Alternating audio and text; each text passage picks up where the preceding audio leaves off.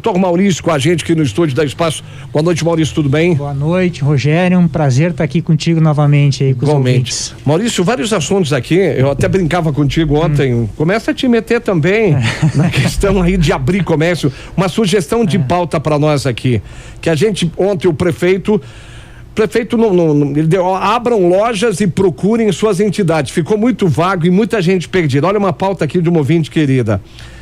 Quem é que pode, quem não pode abrir, fazer o seu trabalho com bandeira vermelha? Muitas vezes a gente fica angustiado em ver lojistas, uns fechados, um trabalhando só com a família, outros atendendo na porta, ou outros com fila de 4 pessoas amontoadas no caixa. Quer dizer, uma situação delicada e falta de informação. Quer dizer, aí por quê? Quiser tirar a máscara, fica à vontade aí. Estamos na distância legal, eu sempre explico todo dia aí. A questão, por exemplo, aí o banco, aquela fila enorme hoje também, lotéricas, as filas enormes, aí um pode trabalhar, outro não pode. Aí eu concordo com o Thiago Brunet que disse para o governador que de repente não é prioridade, não é necessidade de certas coisas, mas para quem está lá é. Quer dizer, e aí, Maurício, tem alguma opinião nessa história toda? Olha, Rogério, o que nós estamos vivendo aí é algo sem precedentes, é lamentável o que as pessoas estão passando e, por reflexo, os próprios empresários, né?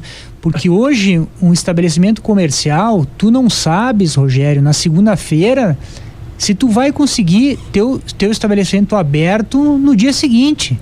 Então é uma insegurança muito grande, uma insegurança em todos os sentidos, né? Insegurança jurídica, insegurança psicológica.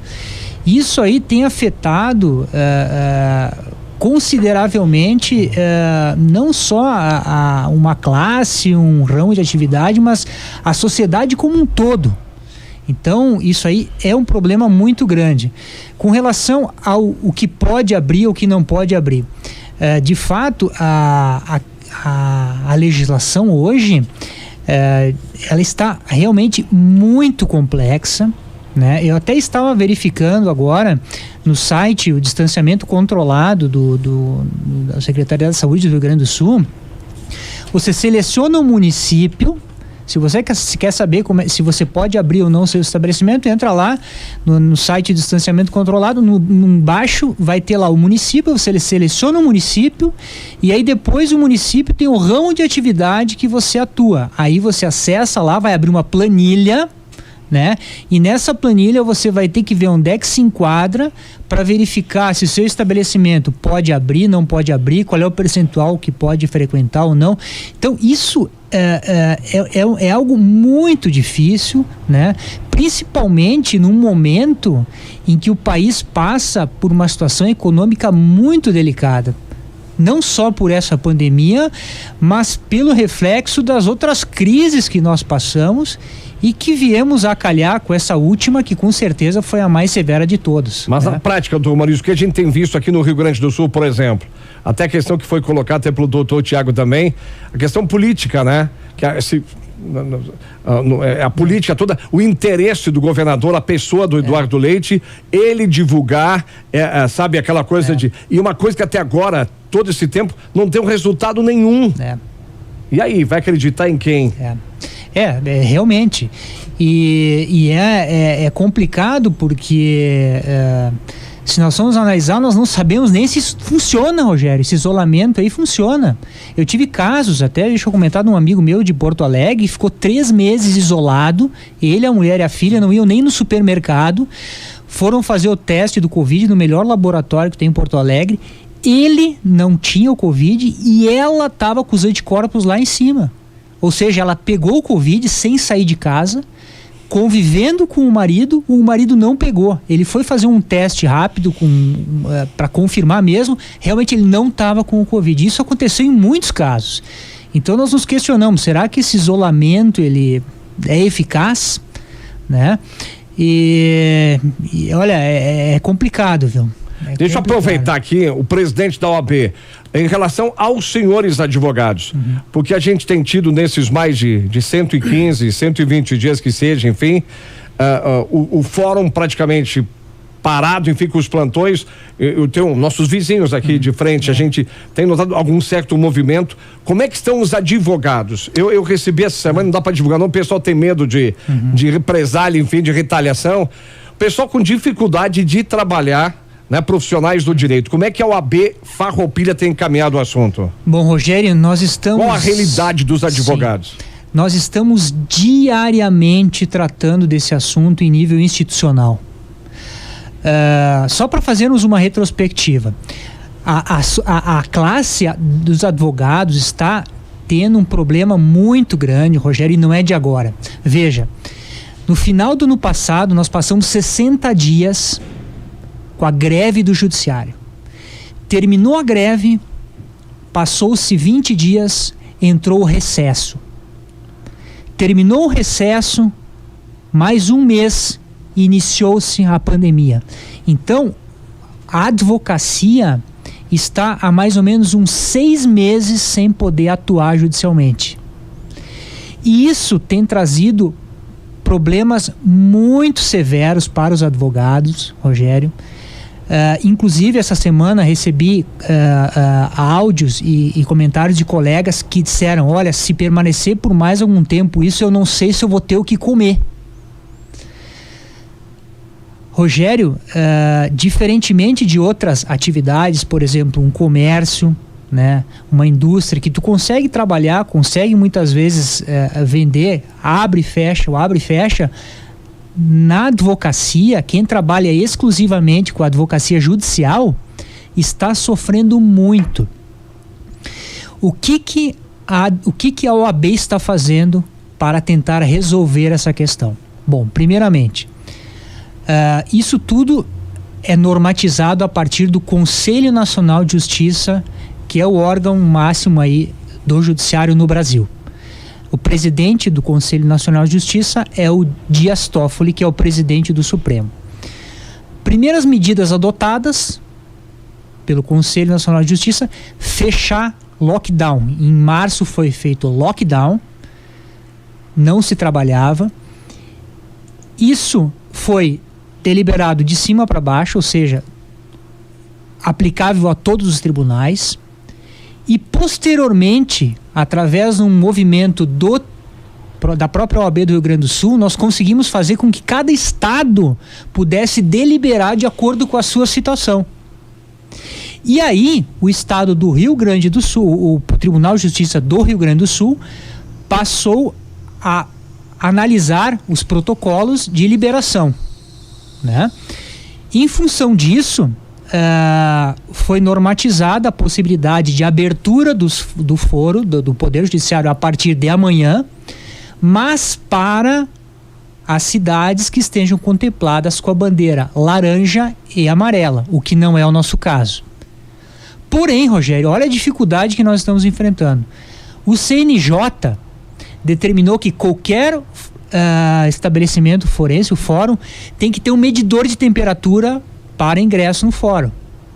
Só que quem vai medir a temperatura? Em tese, quem poderia medir essa temperatura seriam os guardas, que são terceirizados e que ficam na porta do fórum. Pasmem, o Ministério do Trabalho foi acionado pela classe, né? E foi determinado, através de uma medida judicial, de que eles não podem medir a temperatura porque eles não têm qualificação para isso. Aí o que nós vamos ter que fazer? Nós vamos ter que agora conversar... Atendente do mercado tem? Qual é? Um atendente do shopping tem? Aí o que nós vamos fazer? Nós vamos tentar agora, vou ter que conversar com a direção do fórum para tentar encontrar uma alternativa para ver quem poderia fazer essa medição de temperatura para podermos abrir o fórum. A situação, Rogério, ela está insustentável, e aí eu pergunto o seguinte, ó, isso não é culpa aqui do foro local, não é culpa dos servidores, talvez até nem seja culpa do tribunal, não estou querendo achar culpados, mas o que eu quero dizer é o seguinte, ó, é um absurdo nós não termos o fórum aberto, com os servidores trabalhando, sob a alegação de que podem ser contaminados, podem morrer pelo Covid, ao passo que nós temos um atendente de farmácia, um atendente de supermercado que podem trabalhar com todos os protocolos de segurança. Então nós temos que encontrar uma forma, né, de fazer com que o judiciário volte a trabalhar o quanto antes. E, inclusive, Rogério, a nossa preocupação é que no Rio Grande do Sul existem mais de 3.500.000 processos físicos que não estão tramitando desde 15 de março. Os processos estão parados. E nós precisamos retomar isso. O fórum precisa voltar a trabalhar dentro dos protocolos de segurança, o Poder Judiciário precisa trabalhar com todos os protocolos de segurança, com toda a segurança, mas nós temos que voltar a trabalhar. Fechando 4 meses, nesse Fechando dia 15, 4 meses. Exatamente. Quantos, o número de processos? No estado, 3.500.000 processos físicos, né, que estão em tese aí. Traduz pra gente, assim, na prática, tipo o que de repente tá parado e tá impedindo muita coisa, por exemplo? Há uma reintegração de posse, né?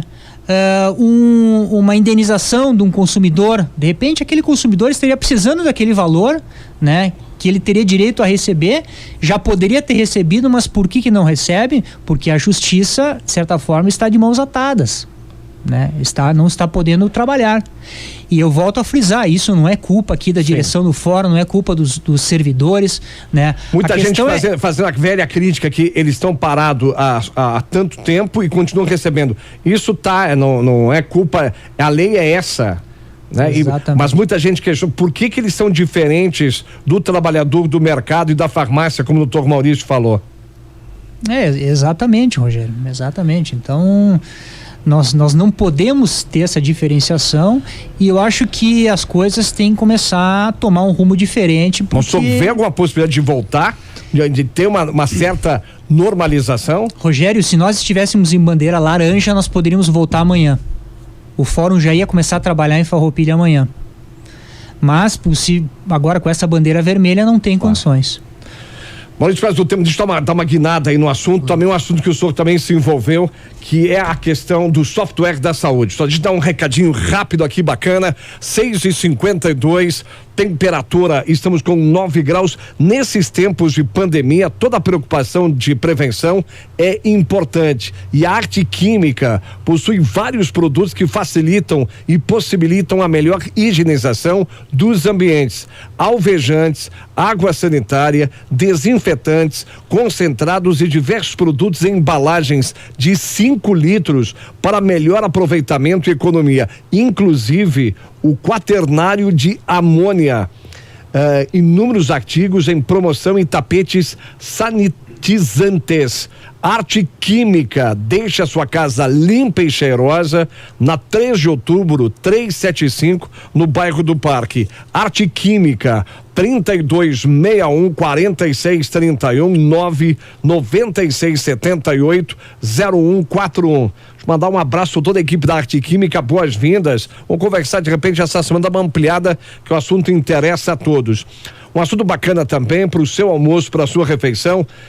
Pode ser ainda mais saboroso se for encomendado na Trattoria Família Sacchetti. A cada dia um cardápio diferente. É só ligar de segunda a sábado até às 10 da manhã. Além disso, é uma casa especializada na fabricação de massas e alimentos congelados. Tem capelete, lasanhas, canelones, matambre recheado, molhos, rondeles, estrogonofe, talharim, tortelha e muitos outros. E aproveite o combo de inverno, que é caldo de sopa, capelete e piem. Trattoria Família Sacchetti, massas, congelados e almoços executivos. Pode fazer encomenda até às 10 da manhã na rua Rui Barbosa 252, o telefone WhatsApp 999 93 4165. Dá uma olhada também nas redes sociais, vai pro cardápio Família Sacchetti, Trattoria Família Sacchetti. Doutor Maurício, o assunto ontem na Câmara foi destaque, um assunto que o senhor também se envolveu na ocasião, software da saúde. Os vereadores ontem, através do líder da bancada, apresentou um relatório que foi feito por servidores municipais, o nome foi divulgado, está à disposição também. Ele salienta de que houve irregularidades inúmeras, enfim. Obviamente, isso não é uma coisa concreta, é a apresentação do relatório.